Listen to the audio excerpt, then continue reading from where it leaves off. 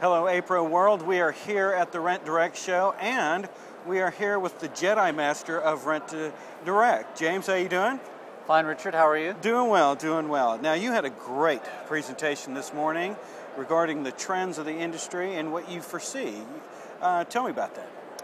Well, I think what you're referring to is we had a couple of sheets or statistics that we were looking at.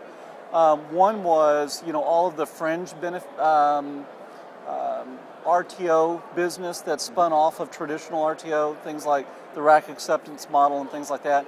And, our numbers show that we had almost about 10% customer growth already this year through that channel. The other thing that you may be referring to is the Google Insights that showed the trends of consumers in the United States that are ending up on rent-to-own websites, and how that in the last 12 months that's increased as much as 75%. So how do you see that in the next couple of years? How do we tap into that? Well, I see the trend continuing, and I think that traditional rental dealers that we're used to dealing with have two options. One is they've got to alter their business model in a way that makes their stores more inviting to this new type of consumer that's coming in that's slightly more affluent. And the second thing is they might want to consider doing some of those fringe sort of RTO transactions themselves. Excellent. Now, can you see the showroom floor? This is a great show. James, tell me about the show. Well, this is our first time here at the Gaylord Texan, and it's a fantastic venue. It was made for events just like this. Our attendance is a little over 3,600 total, which is the most we've ever had. Other than the heat, I would say this is just a perfect environment. Yes. Thank God for AC. So I've been hearing from dealers the hot new product is the tablets. What have you? Well, yes. I mean, that's the number one product right now in consumer electronics.